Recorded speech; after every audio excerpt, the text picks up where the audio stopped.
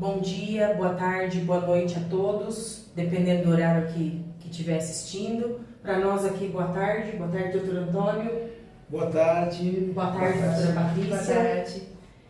Bom, hoje nós estamos reunidos aqui mais uma vez para o nosso 8º podcast, né, doutora? 8º Pois é, já.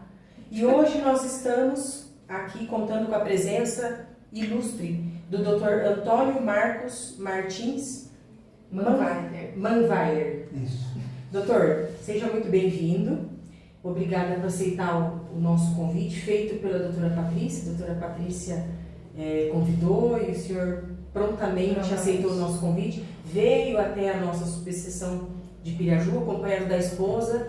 A gente faz questão de agradecer também a nossa colega, a advogada doutora Elda. Então, sejam muito bem-vindos. Receba o nosso carinho, né, doutora? E agradecimento. Agradecimento pelo convite. A gente está muito feliz de vocês estarem aqui. Tá? É um prazer, uma honra estar aqui.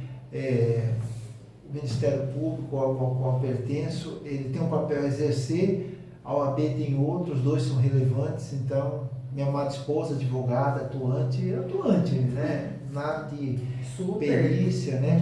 E é um prazer estar aqui, tá bom? Falar um pouquinho da minha vida, algumas experiências, compartilhar. Atuações. Isso, né? É um privilégio estar aqui, viu? Desde já agradeço o convite.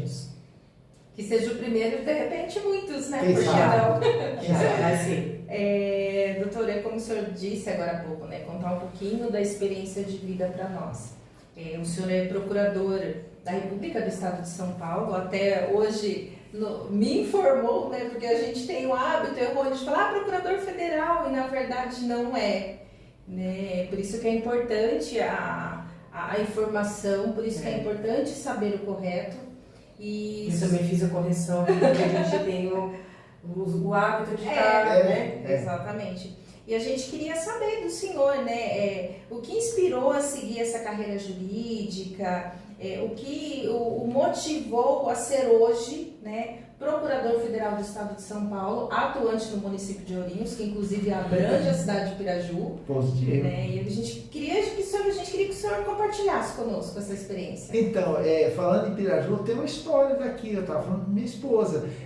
Houve, se não me engano, na Universidade Estadual de São Paulo, ela tinha que aplicar um valor decorrente de um TAC lá e surgiu a ideia de investir num museu, num prédio histórico, rememorizar assim achados da região, e a Câmara autorizou. Eu fiz o pedido para redirecionar dinheiro, porque as verbas elas são direcionadas, era um valor que deveria ser indicado, utilizado numa restauração de uma área que foi degradada, fundão ambiental, e em geral tem que ser feito dessa forma, mas a Câmara lá em Brasília autorizou.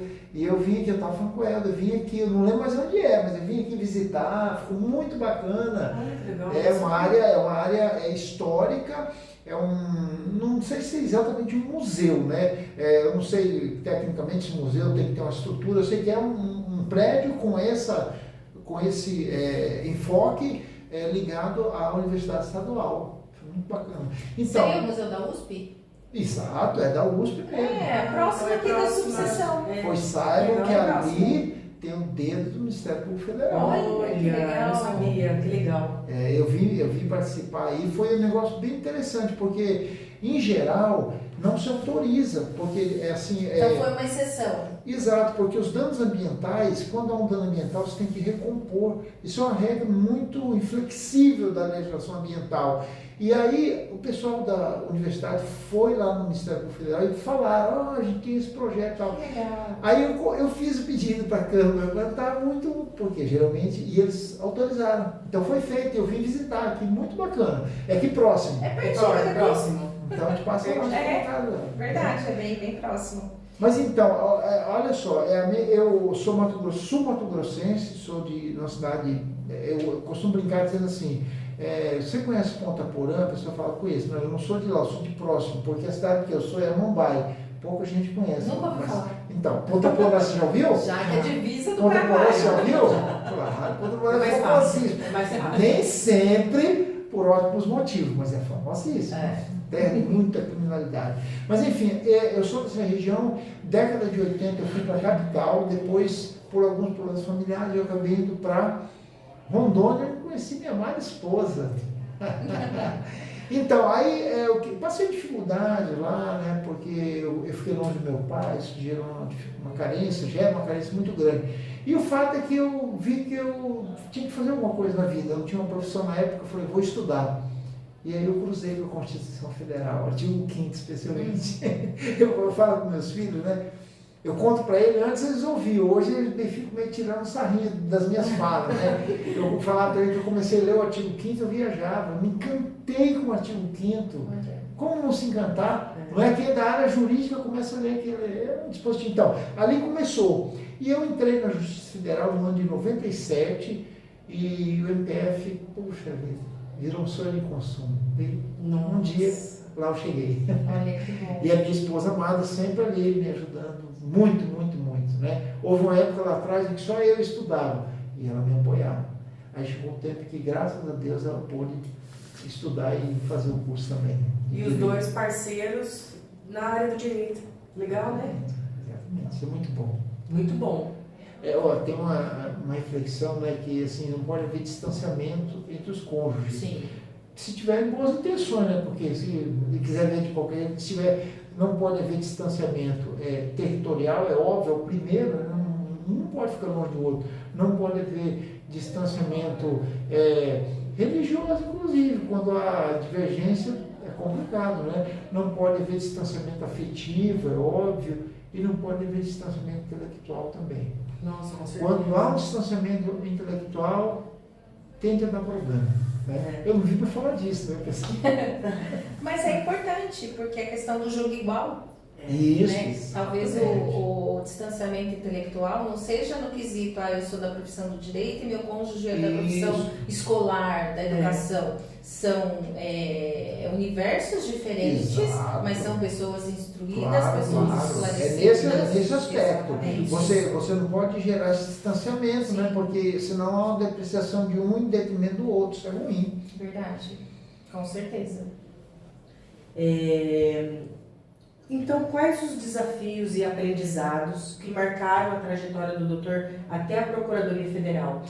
Quiser trazer um pouco de curiosidade para a gente também, então, né? Já trouxe desde o início, que legal. Olha, muito grande, né? Muito desafio, por quê? Porque eu venho de uma origem bem humilde, minha família é bem humilde mesmo, sabe? Passei algumas dificuldades na vida e não administrei bem o meu tempo de estudo, como eu disse a você, não sei se já ficou registrado.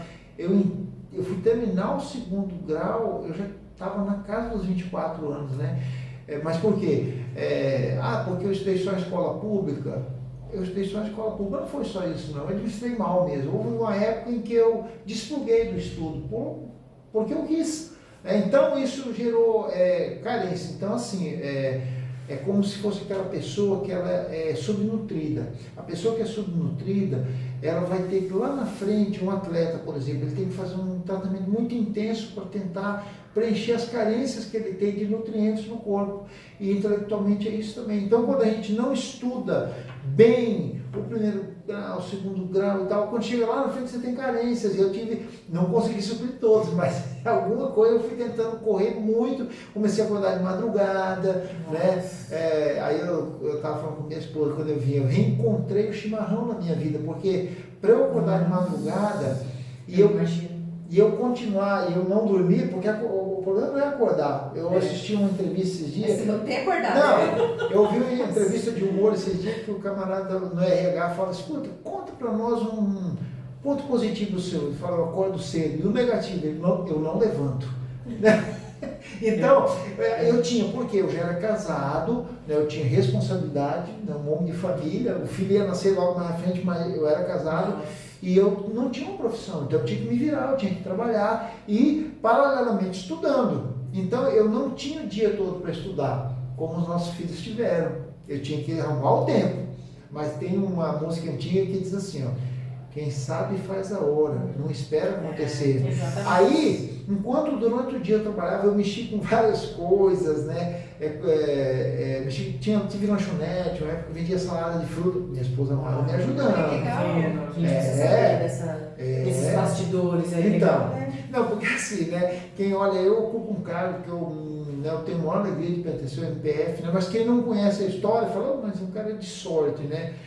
Não, Ai, que sorte que ia estar lá. Não, né? então, mas Mal olha, sabe tem um que- pensador que diz assim, ó, quanto mais eu estudo, mais sorte eu tenho. Exatamente. Não é à toa. Então, foram muitos desafios realmente. E aí, quando eu comecei a estudar, isso é sério, eu me encantei com o artigo 5º, eu falei, não, é isso que eu quero na minha vida, eu quero o mundo jurídico. E eu não tinha formação, eu terminei o segundo grau, comecei a estudar para concurso. Fui estudando com muito afinco.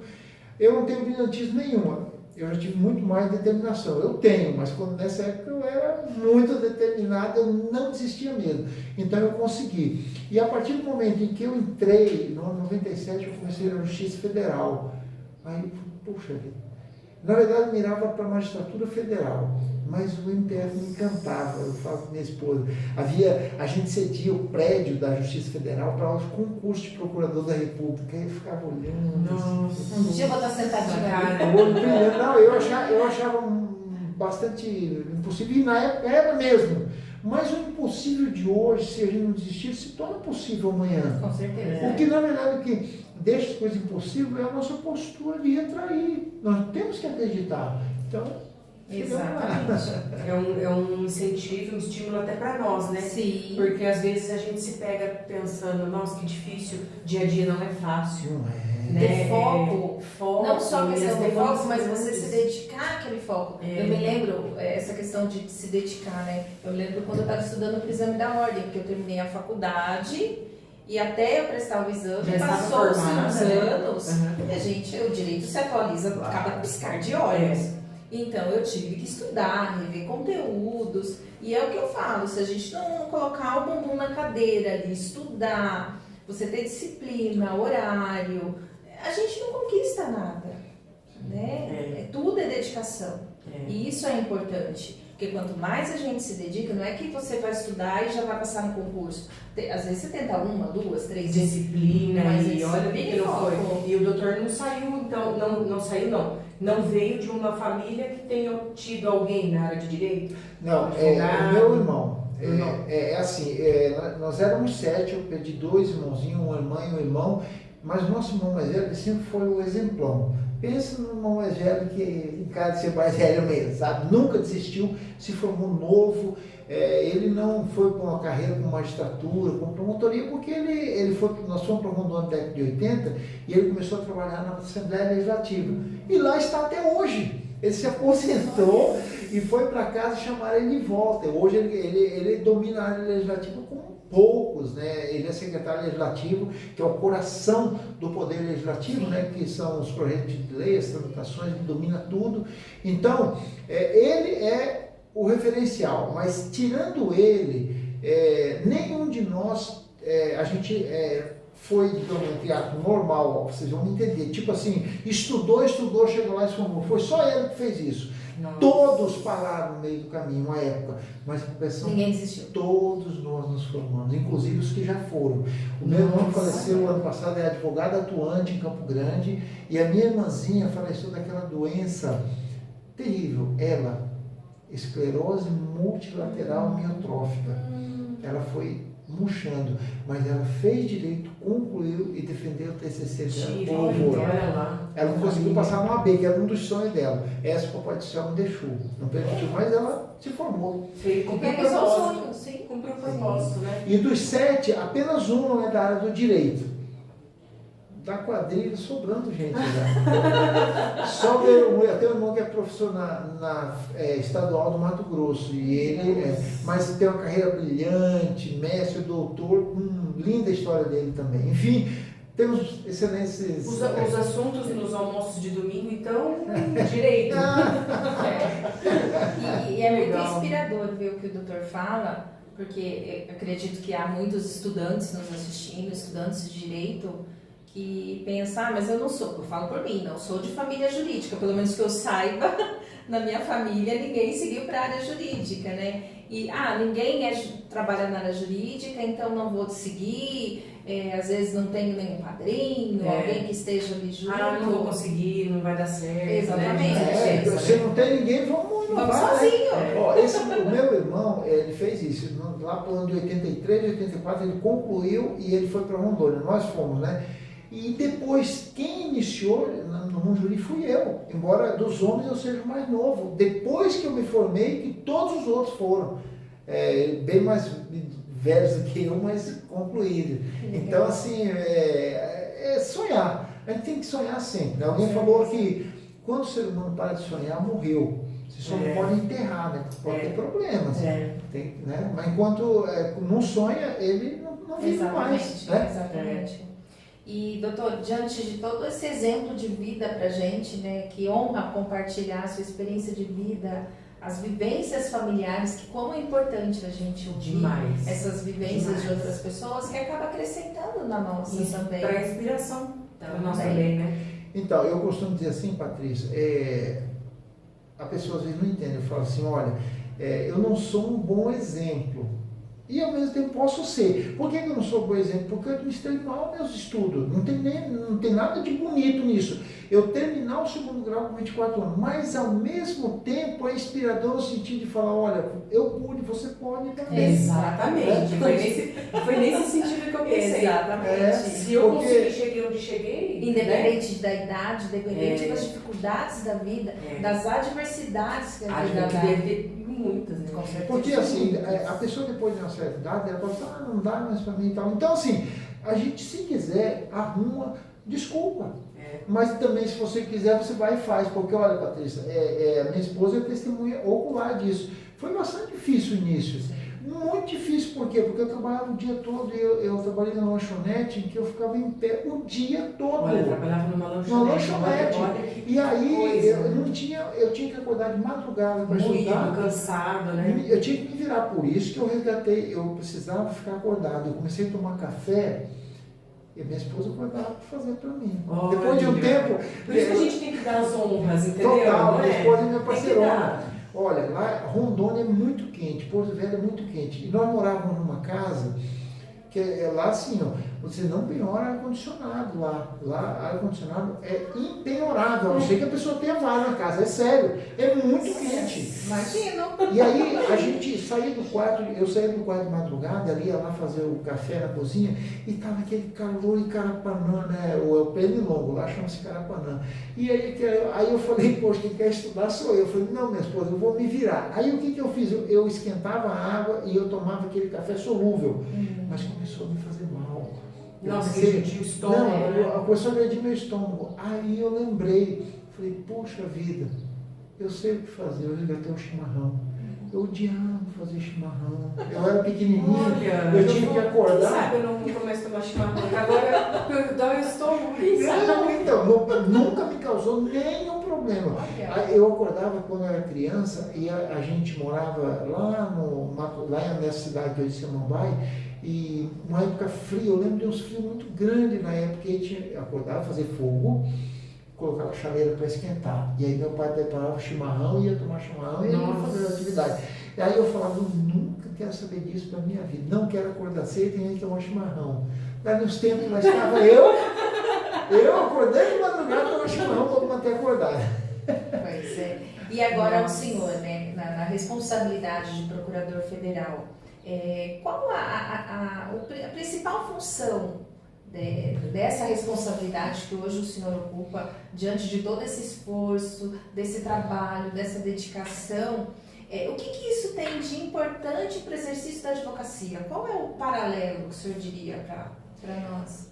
Olha, Patrícia, o Ministério Público exerce uma função muito importante na sociedade, né? Eu costumo dizer assim, que a advocacia, na verdade, é a grande inovadora. No geral, as grandes teses, as novas teses surgem no âmbito da advocacia, né? Privada especificamente. Por quê? Porque é onde a bola começa a rolar. As pessoas vão com um problema, em geral, no advogado. Mesmo que se fale nas pessoas hipossuficientes, né? Eles vão no advogado ou então naquela atuação da OAB social, pro bono ali, né? Para ajudar as pessoas, né?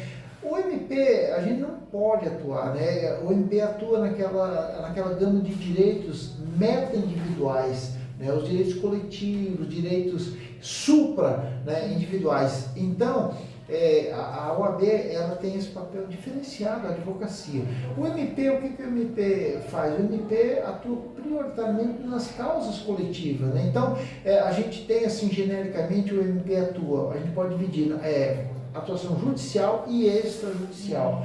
Judicialmente, ação penal pública é o meio mais conhecido. Então, as pessoas cometem crime, quem move a ação penal é o Ministério Público, seja estadual, num furto, por exemplo, seja federal, num tráfico internacional de droga, né? Lá em Oriza há uma pressão muito grande de drogas. Né? Até por ser divisa do Estado. Isso, e é uma rota,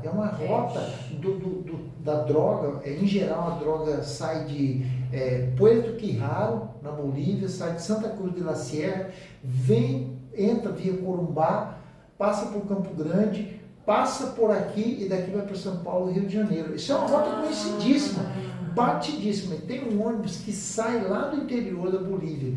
Esse ônibus, eu acho que 10 fiscalizações que forem feitas, 10 vezes vão encontrar droga. É impressionante. E aí a gente entra nos dramas humanos, né? Às vezes as pessoas trazem droga dentro de si, no estômago. Horrível. Então, assim, a atuação do MP, ela é muito forte no judicial, na questão, principalmente, ações penais públicas e ações civis públicas de improbidade e ação civil pública, por exemplo, ambiental, para corrigir problemas, né, que há na sociedade em nível macro. Mas a gente tem uma atuação extrajudicial que não é tão conhecida, e ela é tão relevante.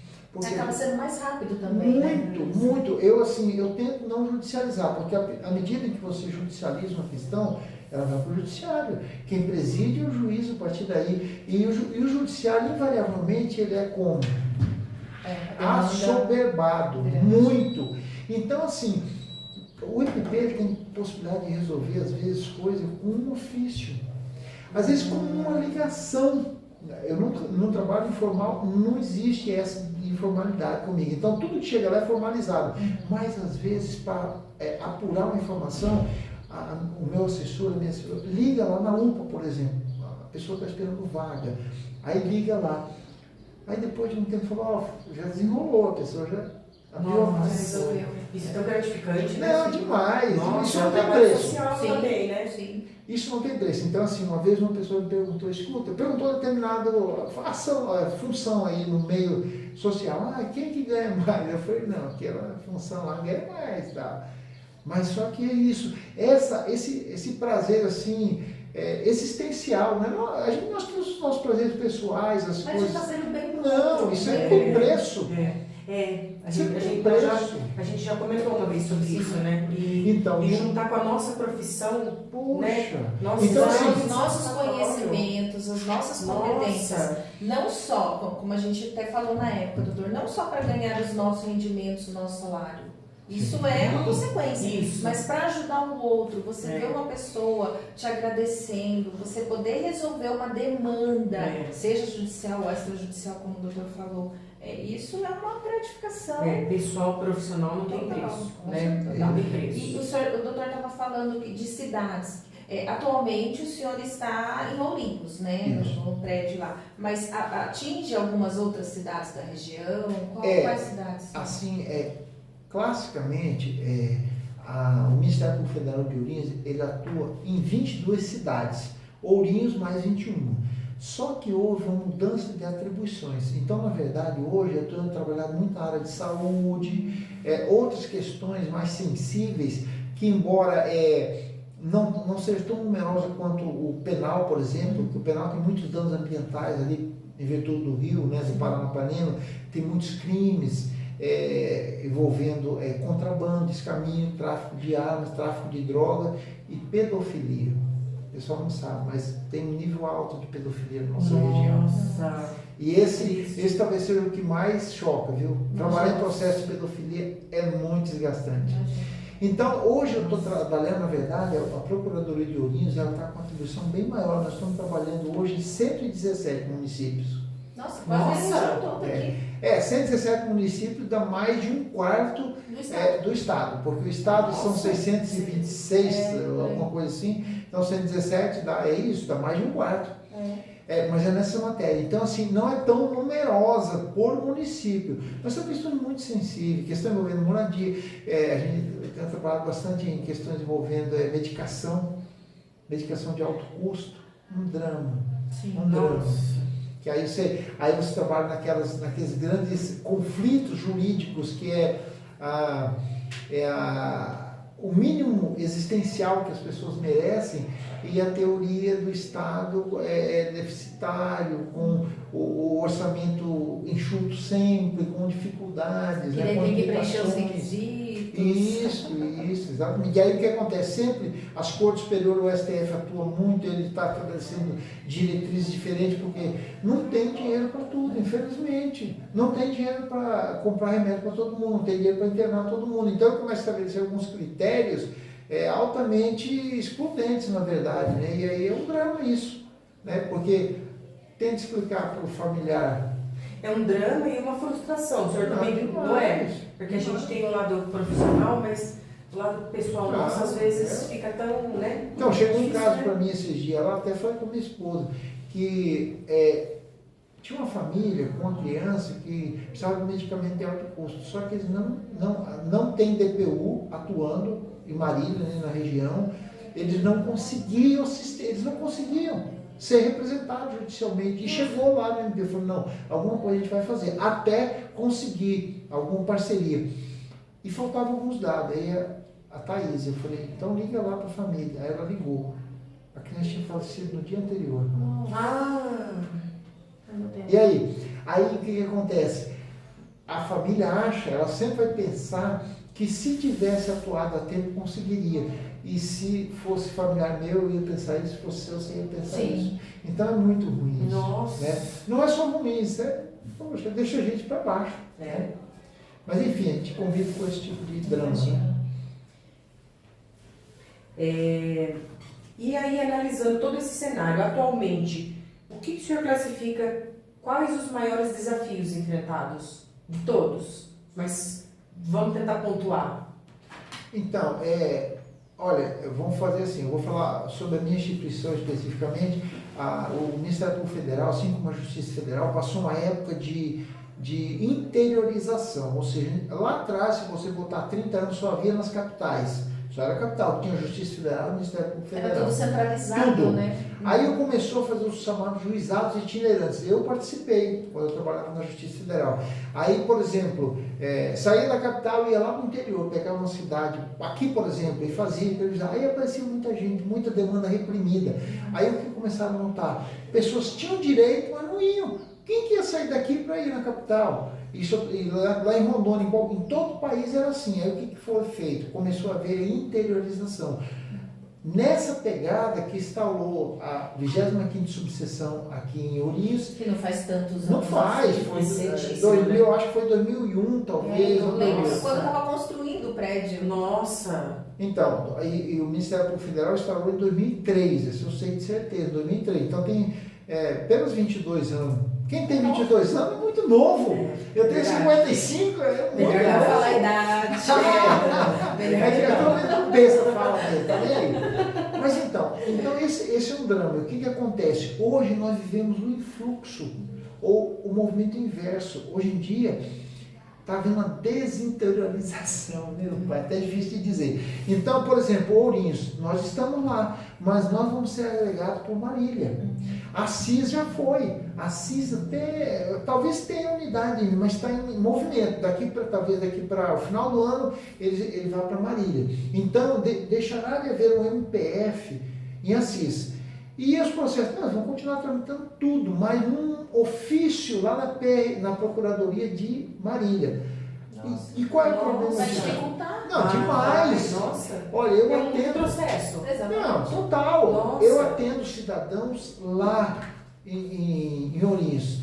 Vão lá, recebo, às vezes eu sempre dou tempo a alguém, mas às vezes eu estou lá, não há problema algum, se quiser a gente recebe. E você acha que uma pessoa humilde assim vai para Marília? Não vai. A gente enfrenta até aqui, né? sim. Que nós temos a Piraju, que tem as cidades da comarca, às vezes a pessoa para vir até Piraju não vem. Tá vendo? Imagina no caso assim. Não, aí sabe o que a pessoa fala? Não, mas vamos colocar um totem lá, a pessoa... Que isso, gente? Tem pessoas que nem celular Nossa, têm.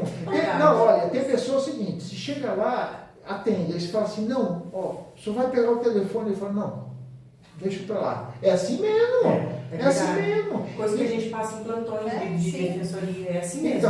Então, essa é uma questão, meio um drama, eu acho, sabe? Porque o que acontece? Eu costumo dizer assim, ó, que pior do que você não fazer algo é você prometer que vai fazer e não fazer. Nossa.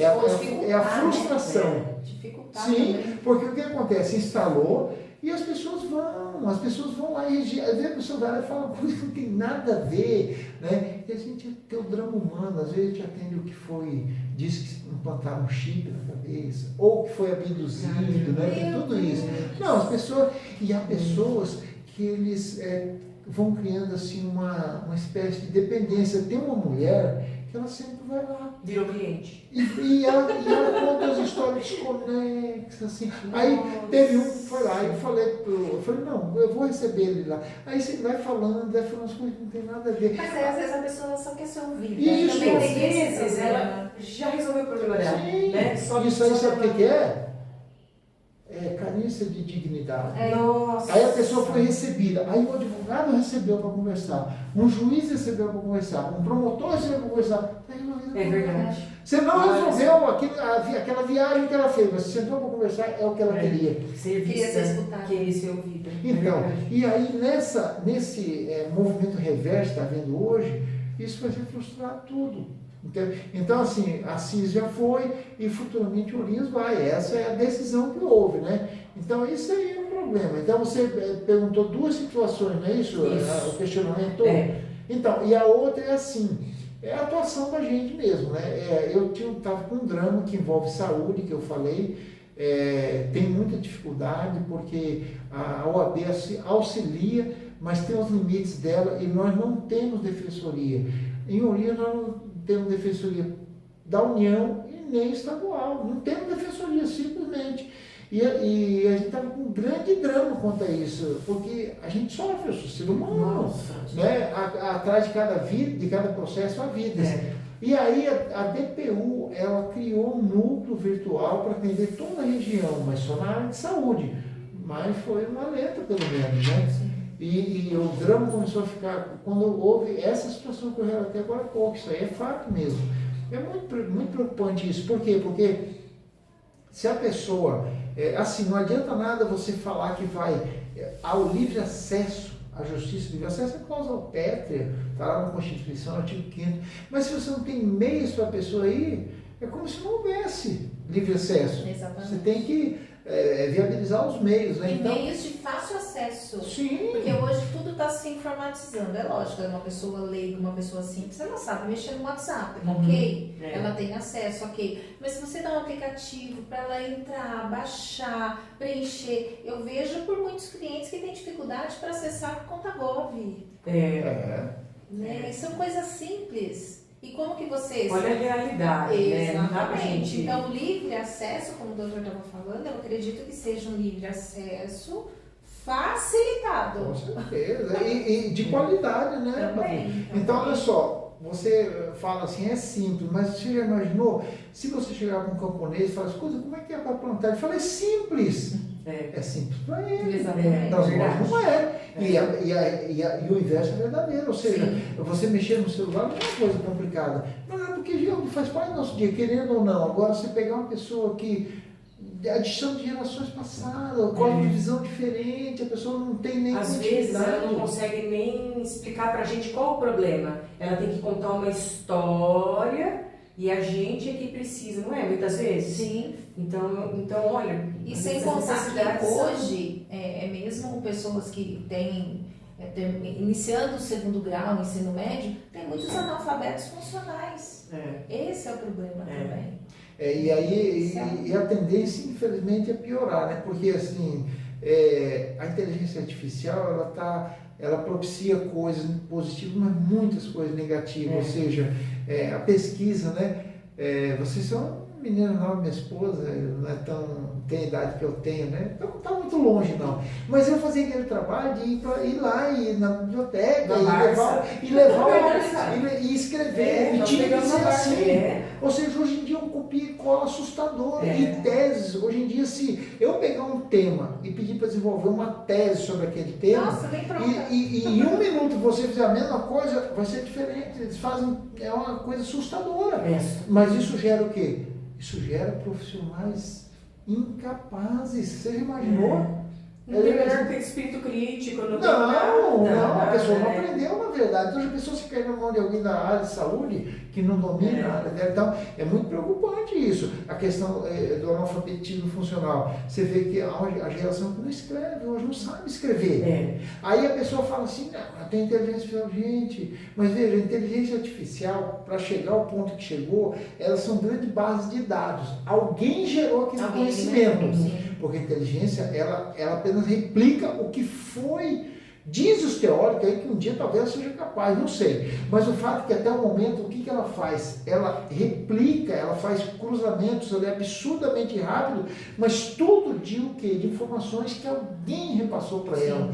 E informações, conhecimento que um ser humano gerou. O ser humano estudou, pesquisou, e hoje isso está em desuso. Ela tem que vir como uma aliada. Isso, ela não pode ser o protagonista. E até pelo fato, se você faz uso da inteligência artificial, você também tem que ter um conhecimento prévio para ver se aquela informação é verdadeira ou se não é. Porque já aconteceu comigo de eu soltar uma pergunta e de repente ela me responder de uma forma que eu não sei que é verdadeira.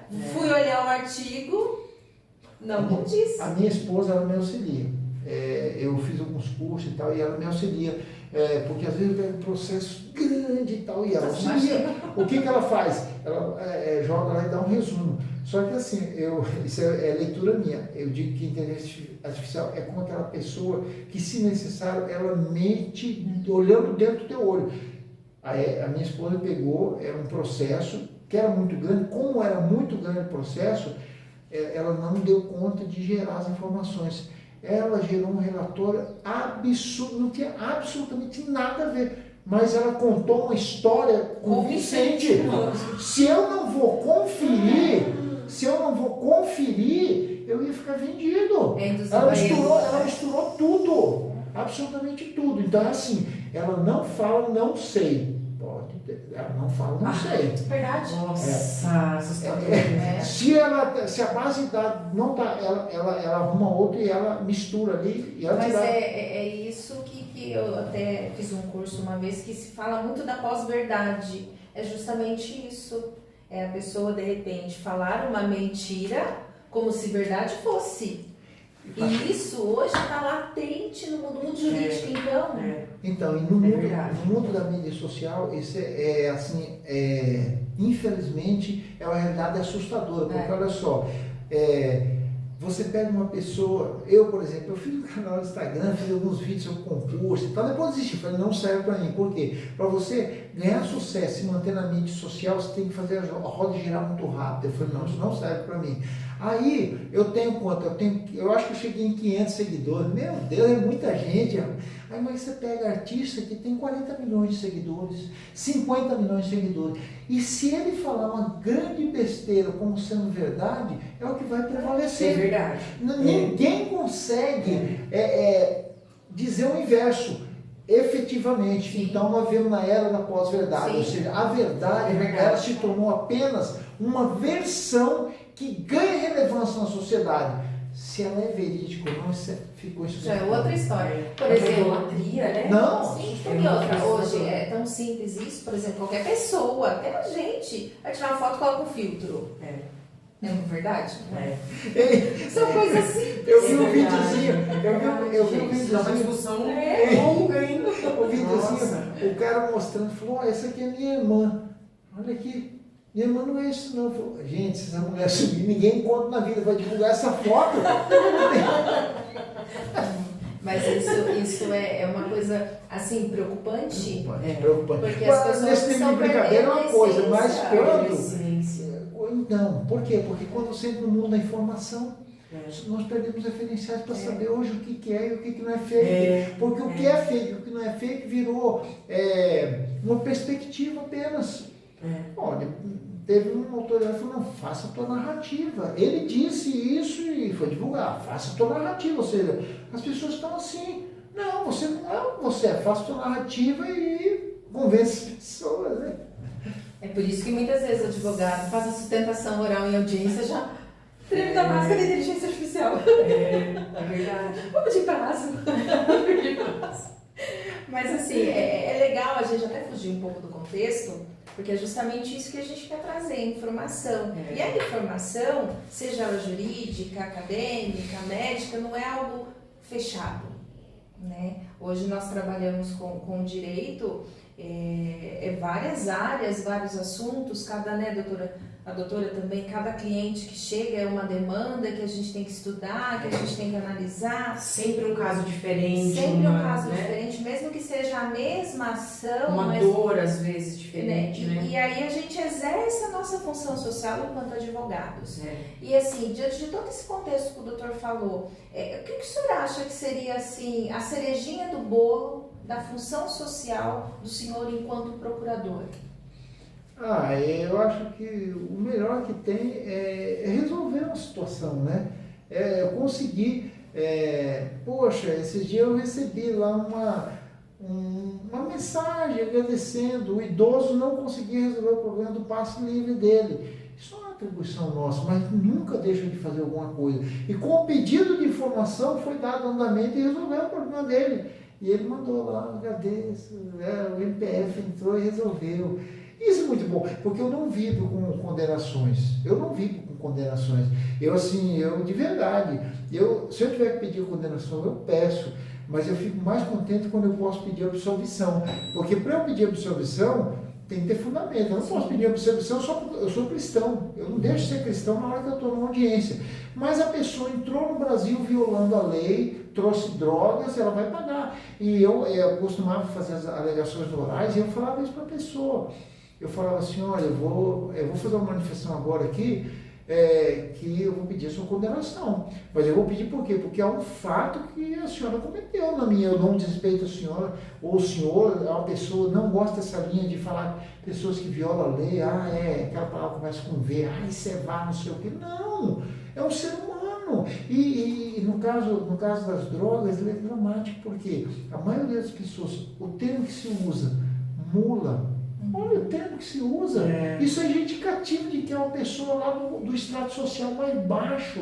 E é assim mesmo. Você imagina, não sei se vocês têm a noção, a pessoa quando ela vai trazer cocaína inserida dentro do corpo, ele enrola invólucros de plástico assim, bem resistente, e ele mergulha aquilo num óleo.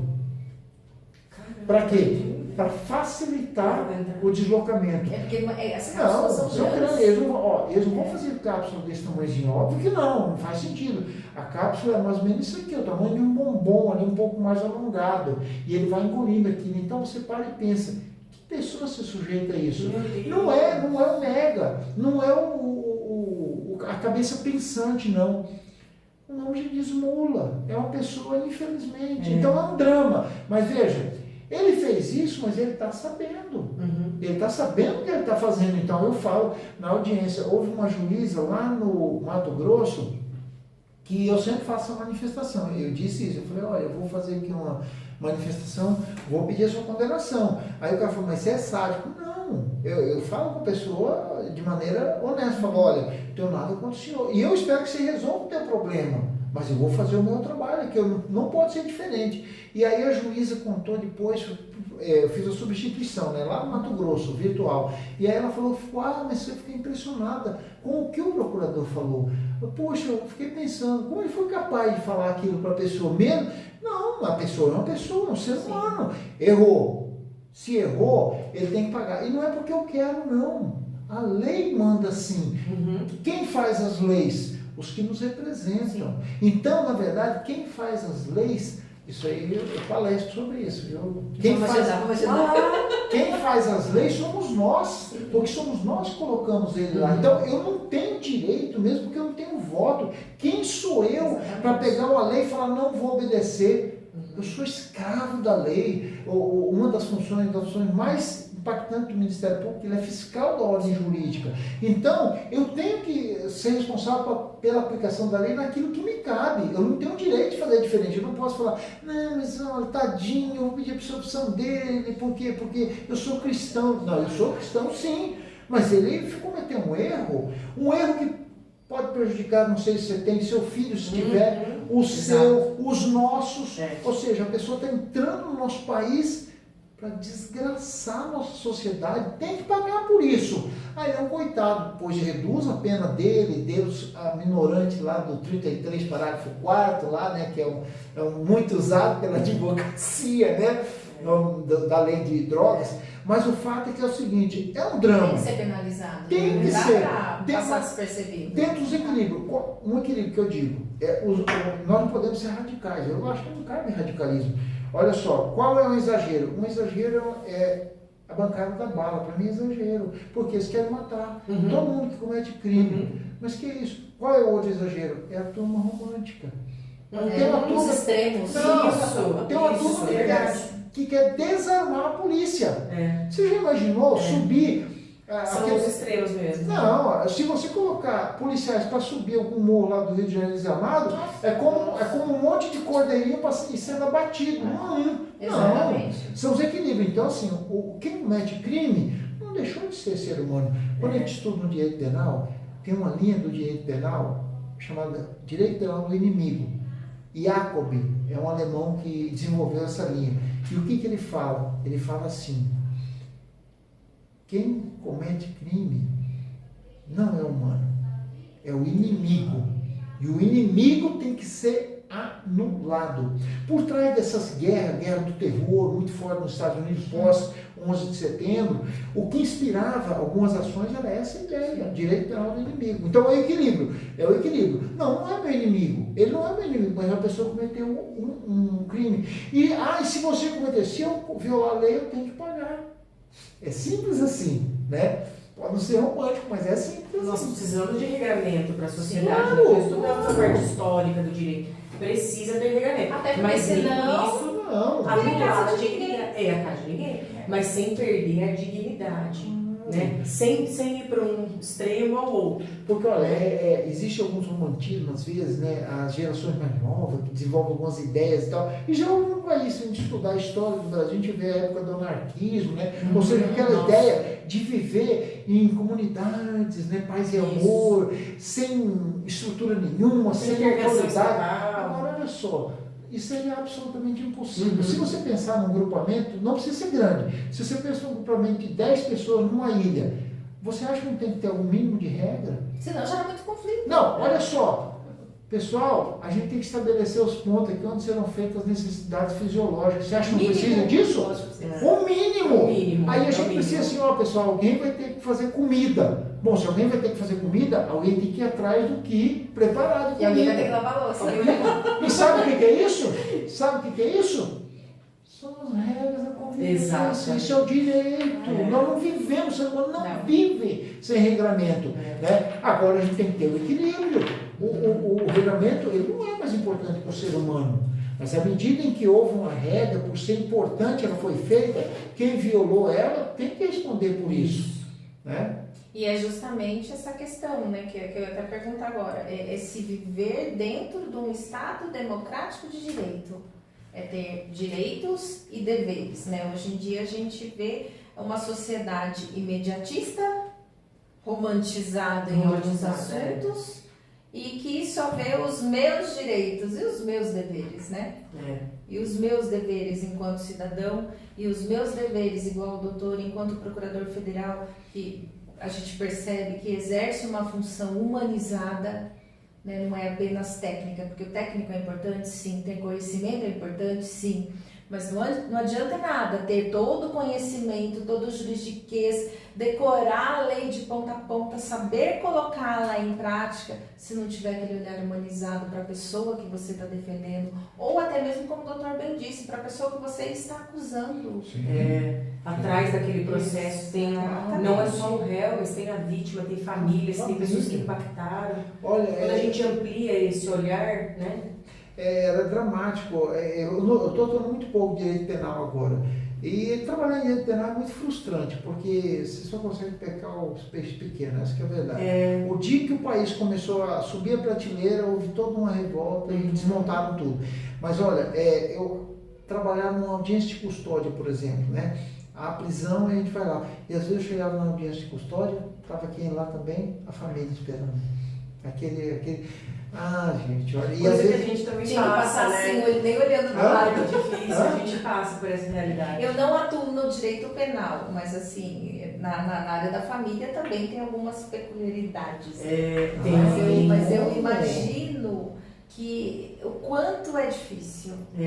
Somente quando tem tribunal de júri ali. Nossa, às vezes a gente só conversar um pouco com o cliente ali, a gente percebe várias vulnerabilidades sociais, econômicas, culturais, e vem vindo às vezes o pai preso, uma família desestruturada, então é difícil o olhar humanizado. E a gente fala para o cliente, olha, tem o rigor da lei, descumpriu, tem que cumprir, né? Tem que pagar. Então, agora, mas e esse lado humano? O agente público ele tem que ter habilidade para fazer isso, porque não pode abrir mão. É prevaricação, eu não posso deixar de cumprir o meu papel porque eu me simpatizei com a pessoa. Eu tive em uma das palestras lá em Olinza, e a professora falou assim, eu fui lá e falei, conversando com o diretor, depois ela falou, isso é muito importante. Aí ela falou, olha, aqui nessa região, as crianças têm uma visão muito negativa da família, aliás, da polícia. Por quê? Ela falou, porque quem que é a polícia para eles? A polícia é quem prende o pai, é quem prende a mãe, é quem prende o tio, é quem prende o irmão, é quem prende a irmã. Então, essa criança vai crescer com uma visão altamente estigmatizante da polícia. Só que a senhora sabe, e eu sei que a polícia não é só isso. Quando a polícia está fazendo isso, ela na verdade está protegendo a sociedade. Há abuso no MP, abuso na OAB, abuso nas igrejas. Não vou medir a instituição pelo abuso. Mas quando a polícia está na rua e ela prende alguém que está cometendo crime, ela está protegendo a sociedade. Mas é óbvio que a família daquela pessoa vai falar, que polícia opressora, que polícia má. Então, a gente tem que fazer, doutoras, a gente tem que aproximar as instituições. Né? Então, a palestra que eu faço, eu acho muito importante nesse sentido, tentar falar algo além do que as pessoas estão vendo no imediato ali. Existem outros desdobramentos. Existem os bastidores. Claro. Pensar fora da caixinha. Claro. Né? Mas é justamente por isso que a gente criou o podcast. Qual que foi o objetivo? Trazer informação jurídica para as pessoas que não têm acesso. Porque, por exemplo, qual é o cidadão que frequenta a casa da OAB? Apenas o cidadão que vem ser atendido pela defensoria e ponto. Ninguém está passeando e falando, eu vou lá.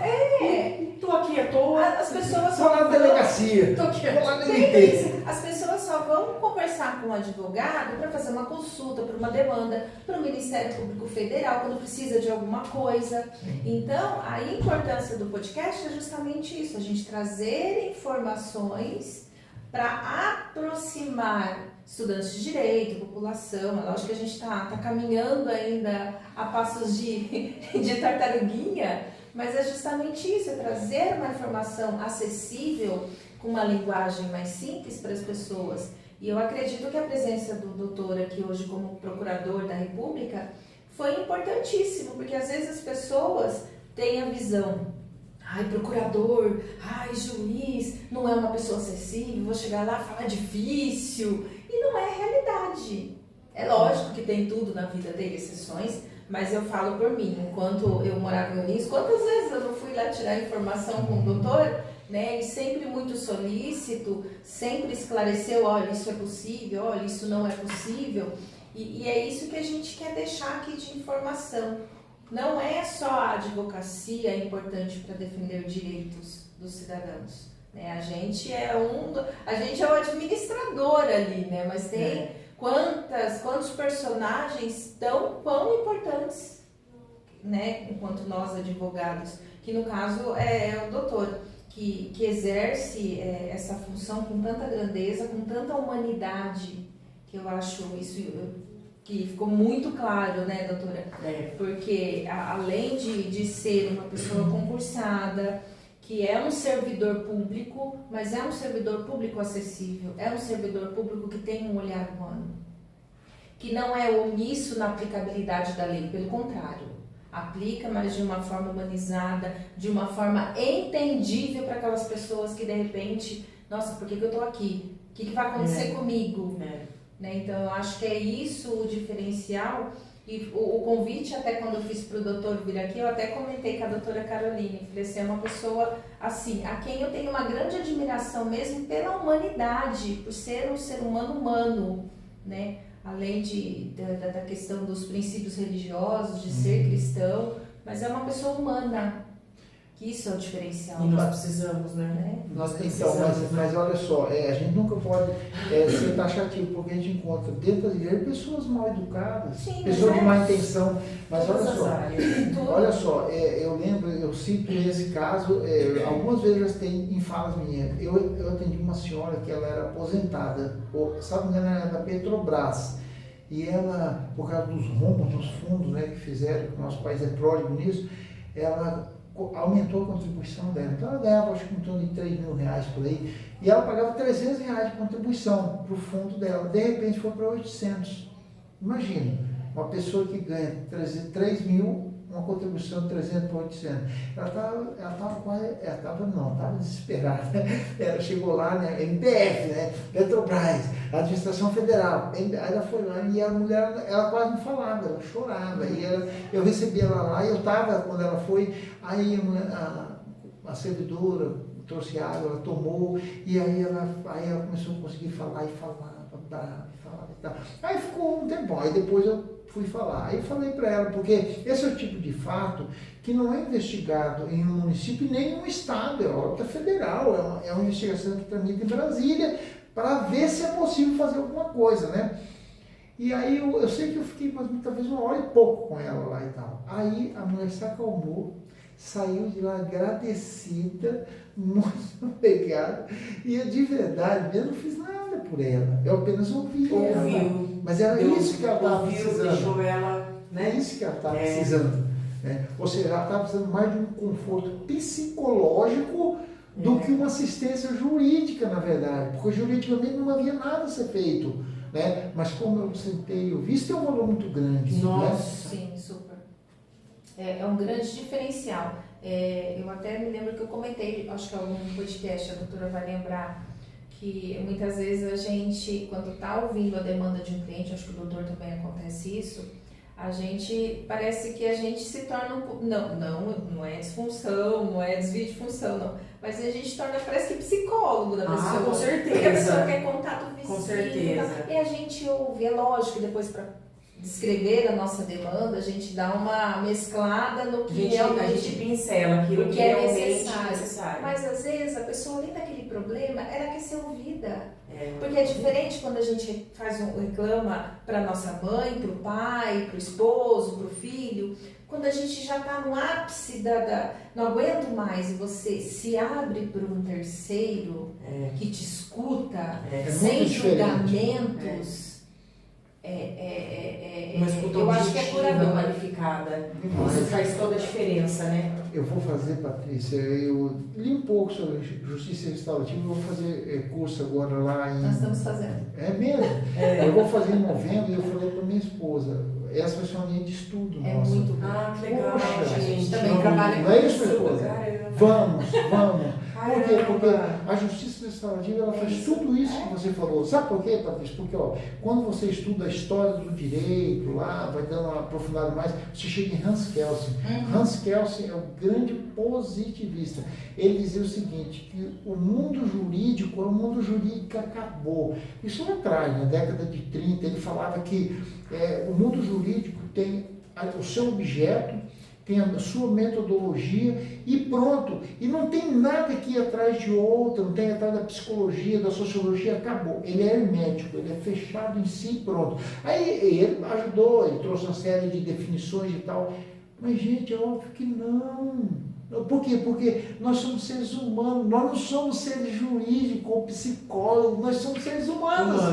E a psicologia, a área jurídica, a sociologia, ela trata do quê?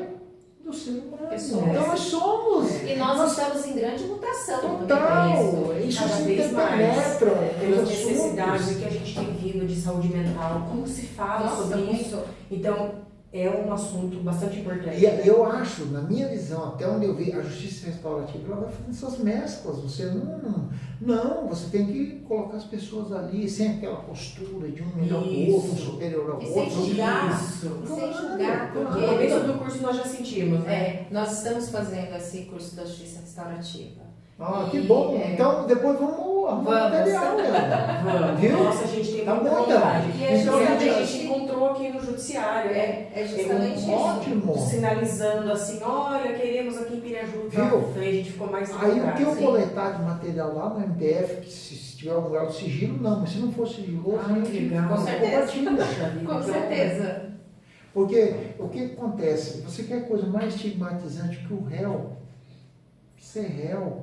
Então eu falo assim, a minha linha é essa, eu acho que não faço favor nenhum, é senhor e senhora, não interessa, é senhor e senhora sempre. Por quê? Não precisa, o fato dele ser réu já humilha ele suficientemente, não precisa eu pisar na cabeça dele. Ele está na condição de réu, já é horrível, então não precisa pior que isso, né? E a justiça restaurativa você vai trabalhando, né, novos olhares, né, sobre essa relação E jurídica, conhecer, porque assim, até a pessoa chegar ali naquele momento e se tornar réu de uma demanda, ela tem toda uma história. Então, por que ela está ali enquanto réu? O que aconteceu? O que levou a chegar ali? E as pessoas não são, eu conversando com meu filho que estuda, né? Aí eu falei para ele, olha filho, você vai falar sobre, por exemplo, vai fixar o que é um ato administrativo. Então primeiro você tem que partir daquela perspectiva que o ser humano ele vai fazendo atos constantemente. Então no decorrer do dia você fez milhares de atos.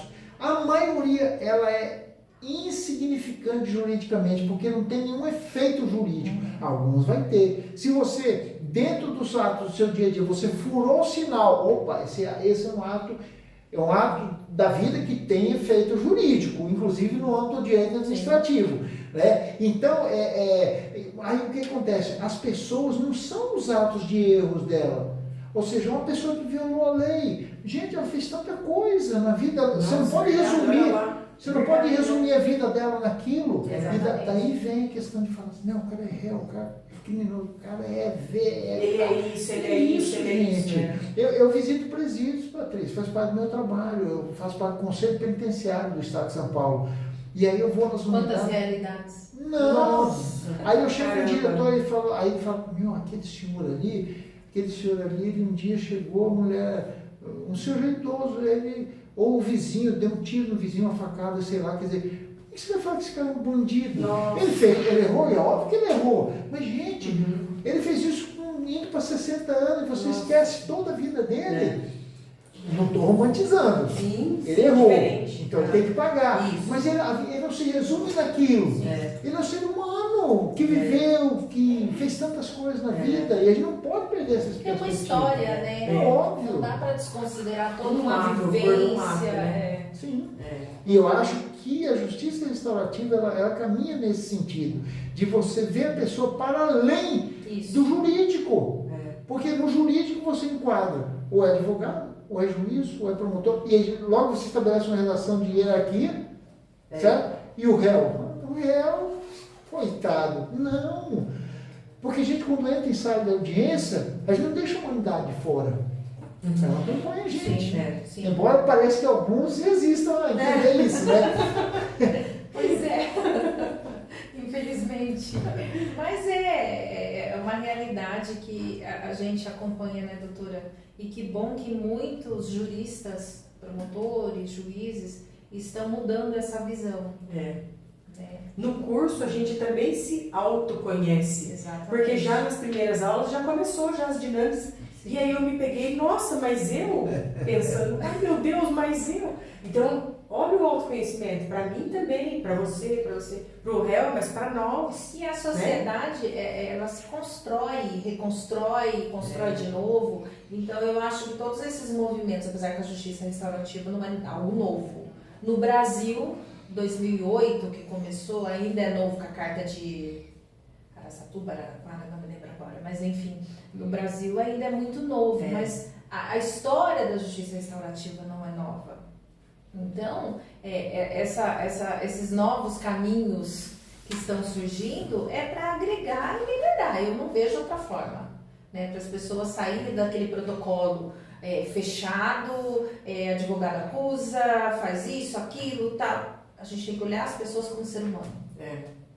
Né? Por mais que você tenha as suas visões, os seus preconceitos, é você olhar para o outro com humanidade. Né? E eu acredito que seja isso. A doutora quer acrescentar mais alguma coisa? Qual mensagem o senhor deixaria para os jovens advogados e estudantes que sonham em seguir carreira pública?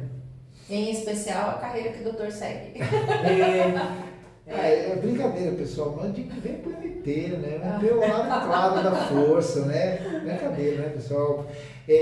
Eu participava de uma solenidade na Câmara, eu acho, se não me engano, não sei se era na Câmara, era no local envolvendo a OAB, e aí eu falava, né, que todos nós estamos do mesmo lado, ou seja, advocacia, e é assim, aí quem está do outro lado, sem estigma, quem está do outro lado é quem viola a lei, quem comete crime, mas ele é um ser humano, deixou de ser ser humano. Então, o advogado, o MP, o juiz, todos eles têm uma finalidade boa, em comum, porque o ser humano ele não cria uma instituição para o mal, no princípio não deveria. Então as instituições existem para o bem, cada qual no seu papel. Então a mensagem que eu diria é o seguinte, é sempre possível, né? Eu, voltando, desculpa falar, mas eu com 24 fui terminar o 2º grau. Minha esposa é testemunha ocular. Então, sempre é possível, sempre é possível sonhar, melhorar, crescer, porque para ajudar, inclusive, eu acho, eu como cristão, eu acho que o sentido da vida é você abençoar. Não há outro sentido, é você fazer o bem. Abençoar até o inimigo. Claro, sim, é o mais desafiador, mas é isso, a essência do cristianismo é esse. Parece, hoje está tão deslocado uma fala dessa, mas a essência do cristianismo é essa. Agora veja, para você poder fazer algo por alguém, você tem que ter as ferramentas. Então tem que lutar, né? Ou seja, advocacia, que carreira linda, ajudar as pessoas, promotoria, magistratura, professor, como eu disse, eu tenho um irmão que ele estava numa crise grande, porque ele era professor, mas não tinha pós-graduação, e ele estava muito triste que ele recebeu uma promoção e foi regredido quando viram que ele não tinha um currículo substancioso. E ele estava mal. Aí eu passei lá, e eu passando para o MPF, alegre, aí passei lá, fiquei mal com ele, triste. Lá no tempo ele me ligou, fui classificado para o mestrado. Falei, ai, que beleza! E aí eu dei uma mãozinha para ele, ele fez mestrado, ele falou, estou terminando mestrado, eu estou engatando doutorado. Final de 2021, defendeu a tese dele, é doutor, é mestre e doutor. Grande exemplo, e ele não é mais novo, ele é mais velho que eu, inclusive. Ele já concluiu o doutorado dele na casa dos 55 já. Então, a mensagem é essa, sempre é possível. Sempre é possível fazer, sempre é possível arrumar uma desculpa. A escolha é de cada um. Nossa, verdade, né? Então, vamos fazer. E toda escolha tem uma consequência. Sim. Seja boa ou seja ruim, mas tem. Isso, e para você ser ter o Todo-Poderoso 2, eu sempre gosto de fazer analogia com os filmes. Ele foi eleito deputado federal, ator, e aí ele está um dia lá e a esposa dele fala, olha, você não falou que você queria mudar o mundo? Peça para Deus te ajudar. E foi muito lindo, e ele fica em crise e tal. Mas qualquer mudança que você quer fazer, você tem que ter os mecanismos para isso. E a gente tem que procurar gerar os mecanismos, não contar com o do outro. Ou seja, eu vou querer ajudar o outro, mas eu vou querer pegar do seu, não. Então, eu não quero, eu falo para os meus filhos que eu não quero que eles sejam materialistas. Mas eu incentivo muito eles a estudar e desenvolver. Para quê? Para ajudar onde? Em qualquer local que imaginar, em qualquer contexto que esteja inserido. Quanto mais a pessoa for preparada, melhor ela pode ajudar. Infelizmente, a gente vive a realidade que quanto mais a pessoa preparada, algumas mais arrogantes são. É opção. Mais egoísta. É opção. Mas você pode ser o quê? O Bênção. contrário, Ou seja, uma pessoa extremamente preparada que estende a mão, que ajuda, que é sensível. E você tem que ter os mecanismos. Você, para fazer algo para alguém, você tem que ter. Ninguém dá o que não tem. Então, o desafio é esse. Acreditar, crescer, desenvolver para quê? Para estender a mão, para ajudar. E no final todo mundo ganha. Todo e quando mundo a gente ganha. ajuda a sociedade, o meio que a gente está, isso vem para nós.